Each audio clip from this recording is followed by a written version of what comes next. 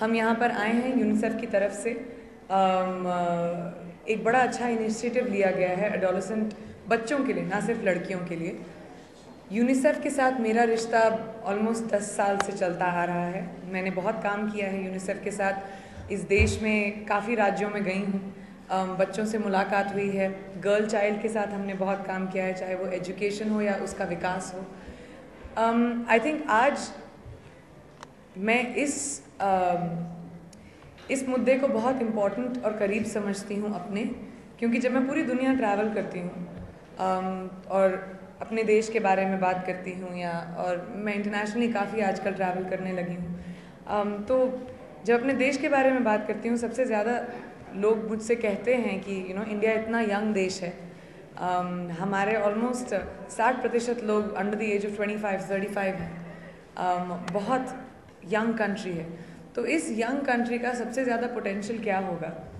हमारी आगे आने वाली पीढ़ी ही इस देश को आगे बढ़ाएगी, या तो आगे बढ़ाएगी या विकास की तरफ जाएंगे या नहीं जाएंगे, उन्हीं के ऊपर डिपेंड करता है। अब हम कैसे श्योर हों इस बात के कि हमारी आगे वाली पीढ़ी अपनी बेस्ट पोटेंशियल को दिखा सकती है। एंड बहुत सिंपल सी बात है, अपने आसपास भी देखें, या अगर आप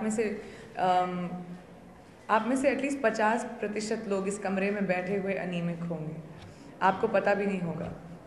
और पता कैसे चलता है? कभी कभी जैसे बताया, चिड़चिड़ापन होने लगता है, थकान होने लगती है। क्यों था? मुझे लगता है मैं कभी कभी अनीमिक हूँ, कि थकान होने लगती है।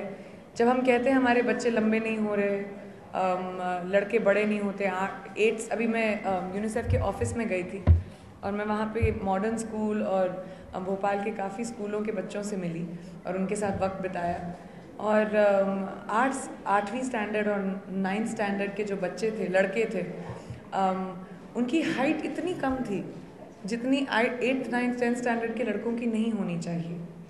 पतले थे, ग्रोथ स्टंटेड थी, जो हमारे बच्चों में क्यों होनी चाहिए? कभी कभी होता है कि हमारी ज़िंदगी इतनी बिजी हो जाती है पढ़ाई, स्कूल, काम में, कि पोषण जो होता है आपके खाने में, उसका कभी श्योरिटी तो कर नहीं सकते। बच्चों ने चिप्स के पैकेट उठा लिए, कहीं से कुछ खा लिया, मम्मी भूख नहीं लगी। तो ये जो गवर्नमेंट ऑफ इंडिया और यूनिसेफ एक साथ आए हैं इस प्रोग्राम को लेकर, हफ्ते में एक बार ये फोलिक एसिड की दवाई को खाना, ज़्यादा मुश्किल तो होगा नहीं, 30 सेकंड लगते हैं।